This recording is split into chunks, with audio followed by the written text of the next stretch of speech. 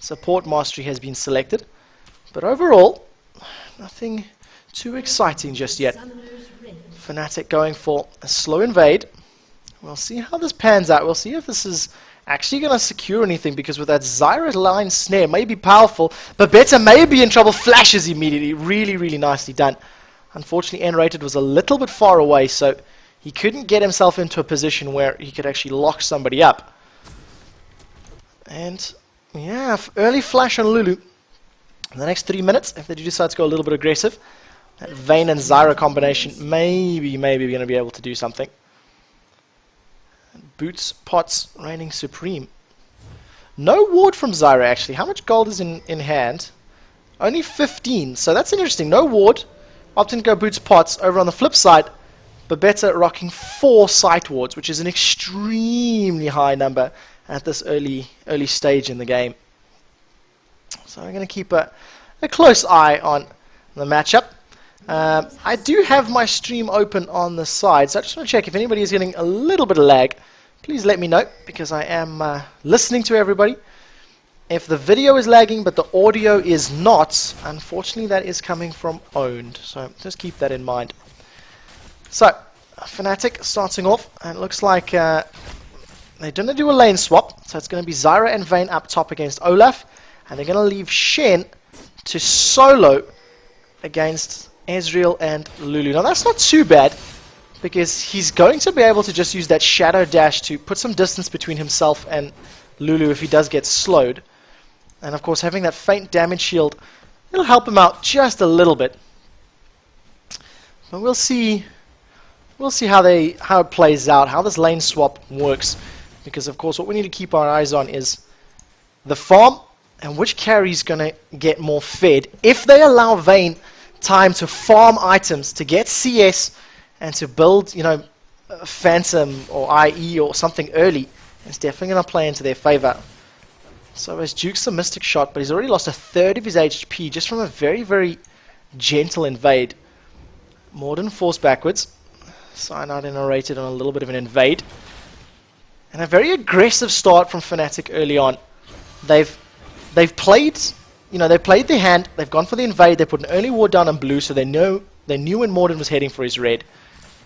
And having that duo up top means they can leave Vayne to safely farm. Leave Vayne to safely look after that top lane and CS, because Olaf really needs a couple of levels, a little bit of items to jump down onto Vayne.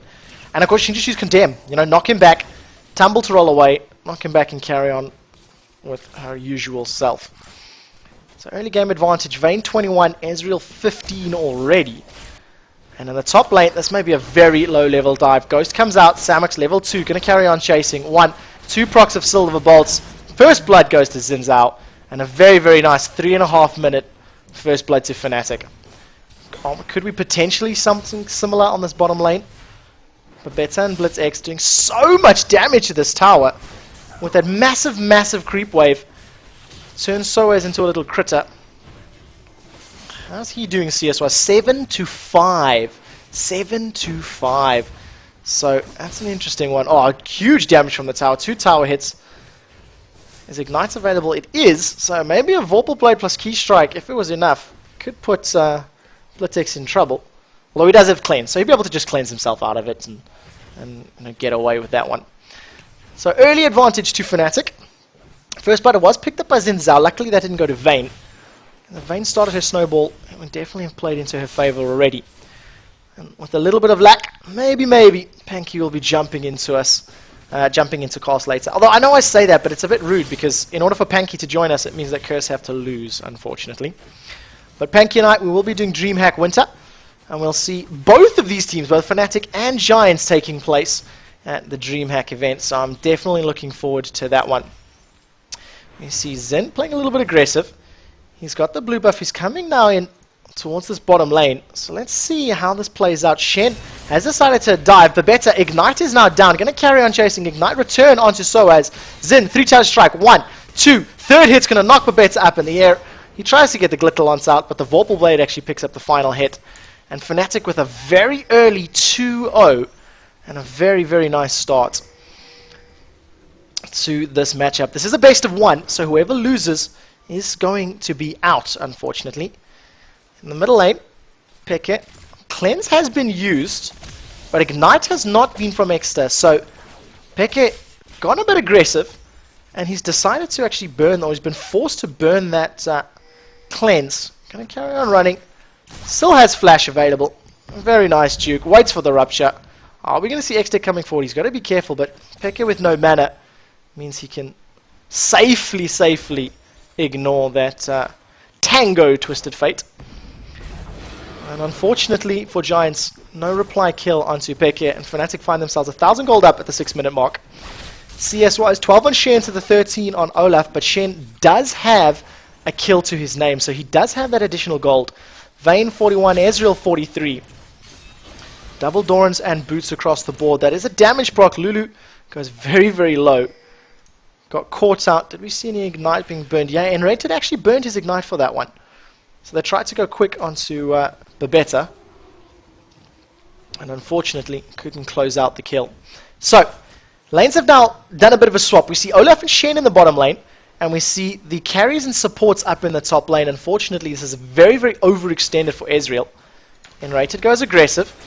Means he puts a little slow wards down. Misses his little deadly bloom, unfortunately. But a little bit of poke. Oh, Twisted Fate is coming up. Let's see the cards. RaidCall is going to go very aggressive. Exeter's chasing on to Cyanide, or onto Enrated. We'll see how that one goes. Does pick up the kill. Cleanse in the background means that Ezreal gets away from the stun against the wall. RaidCall is now the next one in trouble. Gold card comes up. That's going to hold Vayne in trouble. Very nicely done from Ezreal. Arcane Shift lands all of his abilities. Third strike still available for Cyanide. He's not going to get anybody knocked up. Flash forward. Gets stunned.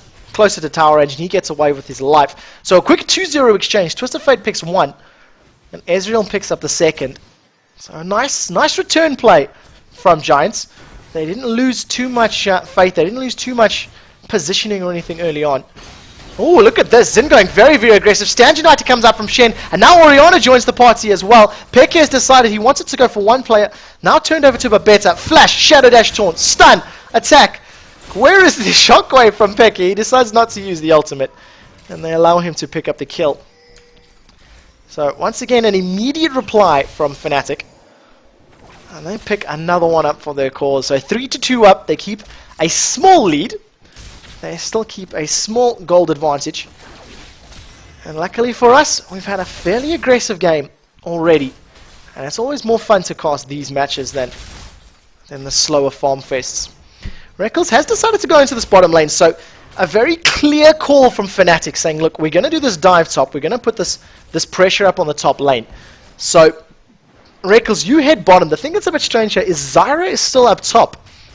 So Zyra shoved out that lane, picked up 9 CS of her own. He's busy recalling now, so got a couple of gold to spend, and RaidCall with the Ninja Tab by Boots is now in that position. Shockwave, the taunt lands, couple of auto attacks.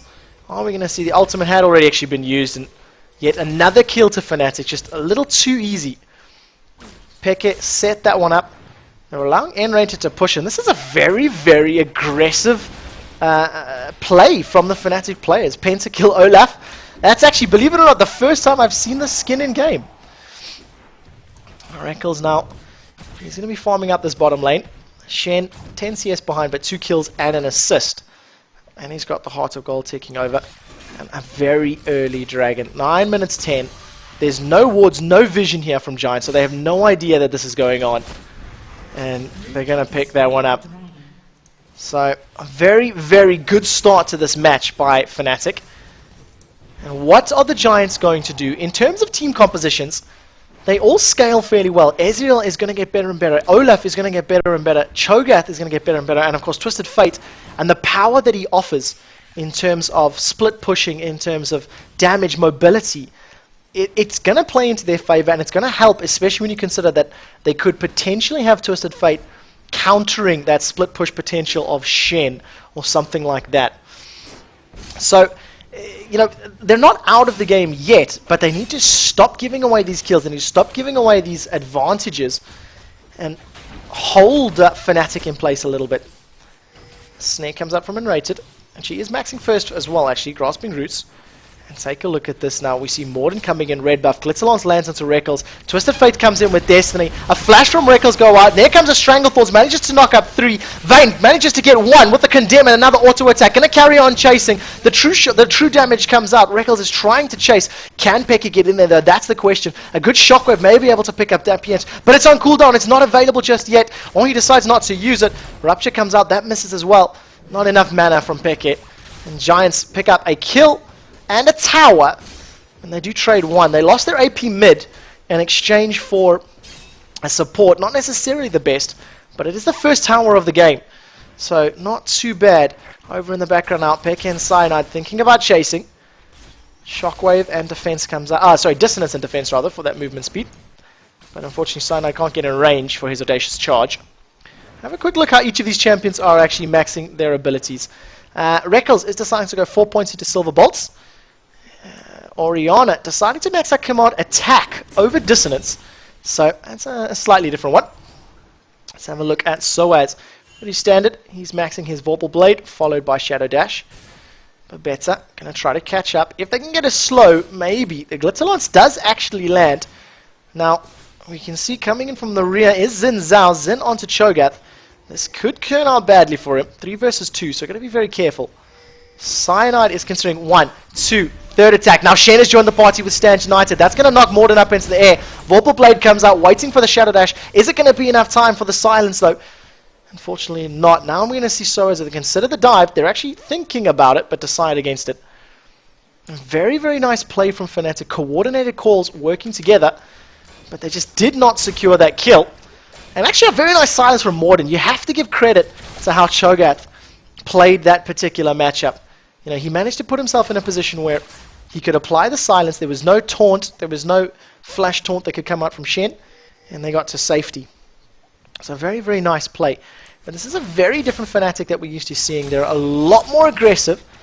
They're all over the map. And we can see already an invade here. Xin and Shen, busy recalling. They've allowed Samux in the top lane to farm out. But look at this. The fact that they've allowed Olaf time. He's got 2 GP10s rocking, a 20 CS advantage, and they're going to pick up yet another tower. And that's going to balance out this gold graph, the gold differences. In terms of AD carries, 89 to 88. Mid lanes, 113 to 78. So just keep an eye on the CS, so you can see exactly who is where. How does that turn out for gold? There's the gold numbers down on the bottom.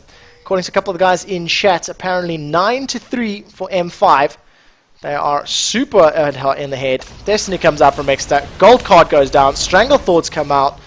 RaidCall is thinking about that kill. Does actually manage to pick it up with the Silver Bolts proc. Tumbles, gets a mini stealth. Continues putting damage down. And now they're going to jump into this fight with Cyanide. Cyanide has red buff and they decide against it actually. And once again, the exact same trade comes out from Giants. They give Vayne 1 kill. Or at least they give up the kill of Twisted Fate in exchange for killing their support, who is currently 1-3-2. So I don't really think it's worth it at the moment. She's not going to be giving up, not going to be worth as much gold as you would like her to be. So, it's a bit disappointing. And the entire time, all of this pressure has been happening. Olaf has just been left alone up in that top lane. He hasn't really jumped in, he hasn't got involved in these fights. He hasn't shown his presence yet. And we're going to have to see whether or not he can actually exert some form of control on this game when they eventually decide to jump in there. Now let's see how this plays out. I'm expecting an audacious charge into Shockwave. Let's see how this goes. Now they're going to know Twisted Fate is there. Command Attack and Dissonance. And actually it was a smite. Oh, beautiful. Jumps onto X at 1, 2. Shockwave pulls him back. Third strike is going to knock him up. Rupture whole side only plays for a brief second, but I think it was the Ignite that did that final bit of damage. And Fnatic just with, all the ward coverage. They have perfect vision. They know what the Giants are doing, where the Giants are, and they're playing really, really well at the moment. Let's pull up our full vision. Fnatic going to pick up their first tower of the day. Shen opening with Ionic Spark as his first item. I should point that out, guys. Make sure you keep an eye on that. And let me see that. And rated. He's going for the Grasping Roots first. He's maxing that out, getting the cooldown down, going to get the slow from those towers as well. And potentially a tower on this bottom lane as well. So really nicely done across the board. They've been in control of the game, they've been in control of the lanes for most of the time, even though they've lost their towers. But now that the Giants are going to be forced into this teamfight potential, this teamfight area, and Olaf is going to be there, can they protect Vayne and Orianna from Olaf? Can they deal enough damage to get rid of the carries before Ragnarok, takes effect, before Ragnarok allows Olaf to just get through absolutely everybody? We haven't seen any duels at all with this drummer, with the pentakill drummer. And I think it's about time the Giants started working together as a team, started playing together and forcing 4 versus 4 and 5 versus 5 engagements now. They've got a composition that can do well. Tanky Cho, tanky Olaf. You add the wild growth and, Glitterlons from Lulu onto that, and it's going to be even better. Oh, and take a look at this from Fnatic. We can see a ping coming down, but can they chase? This is the question. They're going to come out here. Let's get the full vision on top. Audacious Charge actually decides not to get used from Cyanide. The Feral Scream Silence got to him just in the right nick of time. And being unable to cast means you can't, use that ability. You can't dive onto your enemies. Zyra farming away, actually. So Enrated not afraid to pick up some CS this game. Not something we're used to seeing, but nonetheless, it appears to be working. Rupture from Jurassic Cho. Going to carry on chasing. Good damage down onto Blitz. And half the damage of the tower. They've allowed Twisted Fate the time to attack the middle tower, and now Samox is looking for a buff, looking for something to take. But unfortunately he can't find anything. Dexter's running away now. I'm expecting a Destiny. No, he's not. He's just taking a safe route back. Safe route to get out of that middle lane. And get himself behind enemy lines, or behind his lines once again. 4,000 gold difference between the teams. We're approaching the 20-minute mark. 2 towers across each side.